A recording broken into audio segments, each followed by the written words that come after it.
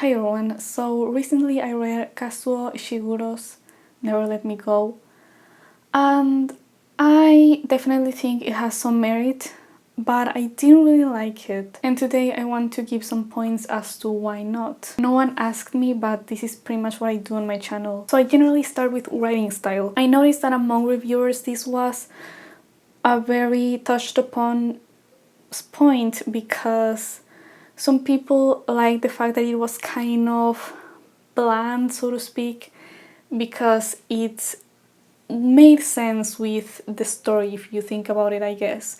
And some people didn't like it because, it does make for a sort of dull kind of reading. And the first thing you notice with the style is that it's written as a sort of memoir, except that of course it's fictional. Dialogue, I would say it's a fairly strong point. It feels pretty natural. It feels a bit too much like the narrator is speaking to you directly. A writing style that you would imagine as being particularly intimate, but it's also not. It's not really, even though at surface level you may think it's going to become very personal, it doesn't really get to that level of being very, very personal and, making full use of the first person narration. And I think that the fact that it's meant to be a memoir, the wording that the narrator uses, and the fact that the narrator talks to you almost directly, it seems like it's trying to convey some sense of realism, right? But at the same time, I feel like other aspects of the story are so flat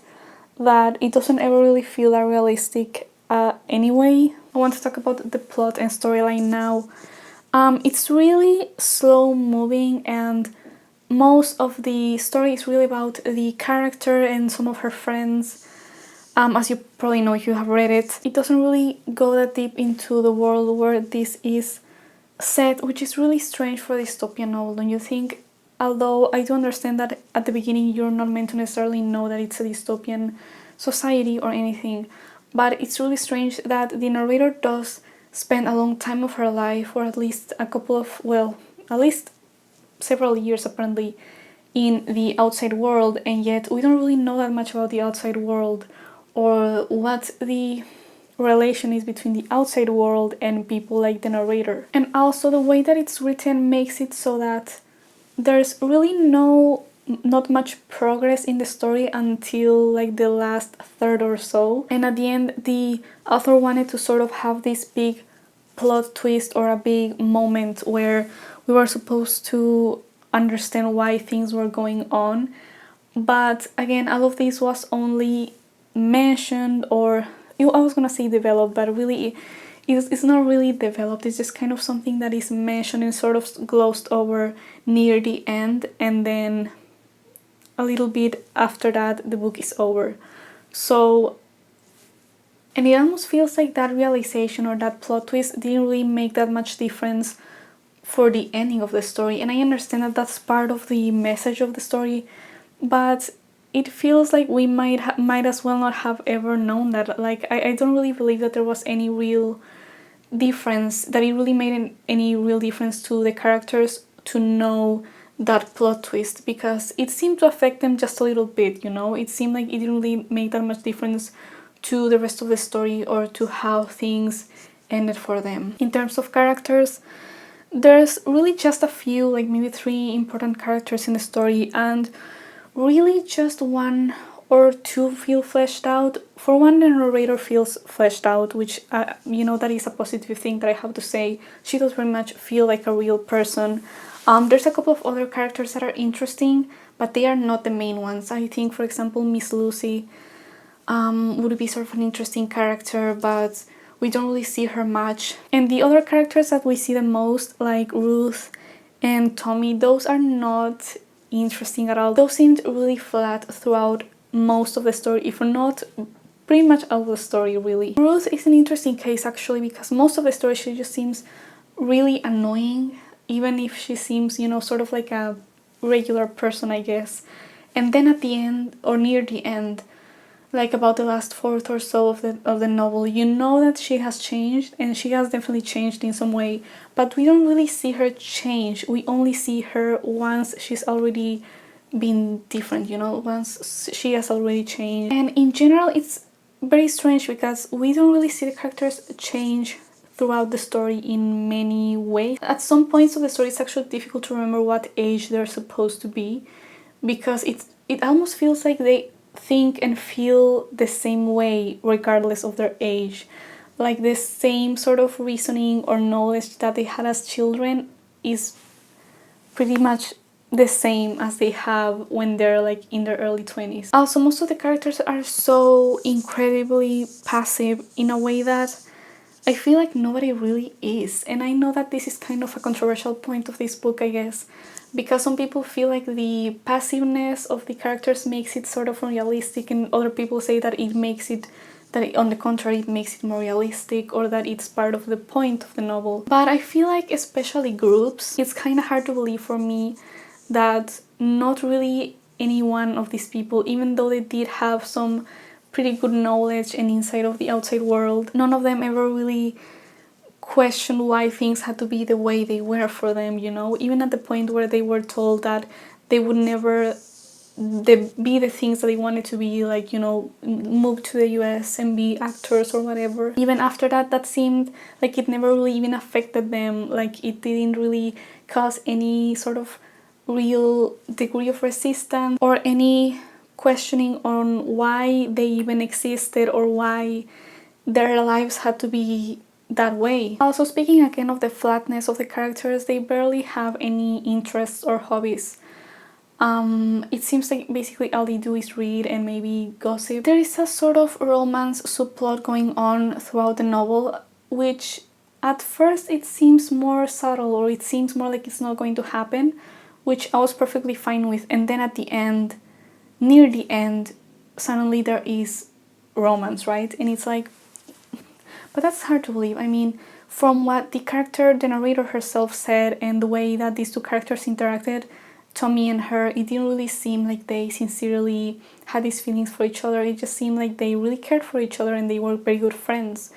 But the fact that they suddenly were in love just because Ruth told them that they were in love was just really strange. Looking back, I would say, in terms of this whole issue that I have with characters, it seems almost that the story is betraying its own message or its own premise by letting us know that these characters actually don't have souls or something like that, because they're written in this way where they almost do seem soulless, even though as a reader it's like you're expected to believe that there's no real question as to whether or not they have souls. It's just the outside world that questions it. My next point is depth or world building, and I already went a little bit about this one. I already said a couple things about this, but this is probably my biggest issue with the book. It obviously does have things to propose, but it feels like the author just kind of relied on the premise itself to give enough depth to the story, because there wasn't really that much discussion about the outside world and how it was affected by this idea of the clones being or not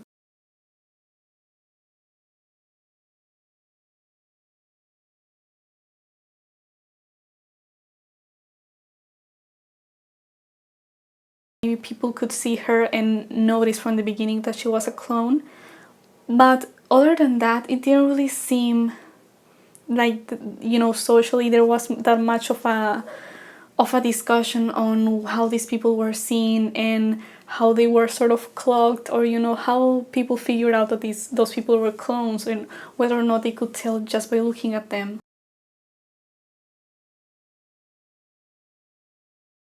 And we don't really know that much either about how it's socially justified that they have these clones. And of course there is a little bit of a mention of that in this monologue, which I've been thinking about this lately, where it seems that all dystopian novels have to have a moment or a scene where a character who knows about the past and how things came to be will sit down with the main character and will explain to them.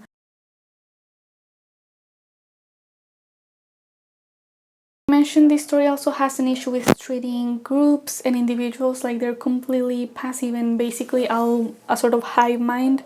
And even though I guess that's supposed to up the, you know, feel of this being a scary world where people are complacent or indifferent, or they're complicit in their own oppression or what have you, it seems to have the opposite effect for me, because since it makes it seem less realistic, it seems less scary too for me. And I know that a lot of people mention in negative reviews, as commenters on negative reviews, for example, that there have been obviously examples of people being said to have no soul or said to be not human, and that being used to justify their mistreatment and things like that. But I'm not really, when I say that it doesn't feel realistic, I'm not talking about the concept of the story. I'm talking about the fact that the story itself doesn't really make an effort to make it seem like something beyond a concept or an idea. It doesn't really make it seem like it's something that could really happen. And I wouldn't have as much of an issue with this lack of world building, so to speak, if the novel was more about the emotional impact of this sort of story. But like I said, it also doesn't really have that much intimacy or emotional depth. I mean, like I said, the writing doesn't really seem that intimate either, which again kind of strengthens that feeling for me of whether the story wanted to make me feel like those people didn't really have souls or something, or I don't know, it feels like the story is betraying its own message unless it was meant to be intentional. But if it was meant to be intentional, like if we were meant to actually question whether or not they had souls, then it's pretty strange, because why would it seem so dystopian and scary for them to be tortured or whatever if they were really not real people with souls? So I feel like either of those two possibilities aren't really good. And what bothers me the most about this depth or world building issue is probably the fact that at some point this character explains the world, literally sits down with these people and explains to them why the world became the way it is and why they exist and all these things. And what I think is really strange about it is that, especially in this story, it was so unnecessary to leave this so near the end, because these people would have seen at some point a discussion on whether or not they even had souls. I mean, how come they never found newspaper articles around them, articles of people asking whether or not they had souls, or having their own opinions on whether they had or didn't have them? How come they never saw themselves represented on television or any mention of them at all? I mean, it seems really published books, somewhere on those secondhand, stores or whatever, or anywhere in a library or whatever, any book discussing this idea of the clones having or not having souls, or being or not being humans. How come they never were exposed to that idea until this ex-teacher told them that? And so that whole bit of exposition seems like it seems like the author purposefully wanted it to be as close to the ending as possible in order to have it necessarily as a sort of plot twist. Now, in terms of my enjoyment of this book, I didn't feel it was too difficult to get through, but I also did listen to it as an audiobook, so I could just listen to it while doing other stuff. But I do have to say, if you read this physically, you might actually start to get kind of bored or tired of it within the first 2/3 of the story, because it really takes a while for it to take off. And I did see a review here on YouTube of someone saying that it's really interesting how the reader is made to know as much as the characters themselves would know chronologically from since they're children and then being adults. You know as much as they know, really. So I do see this novel as a sort of cautionary tale, which does have interesting topics for someone to discuss, and that it somewhat discusses itself, but I don't think it really proposes or even really asks much. So that is pretty much what I think of Never Let Me Go.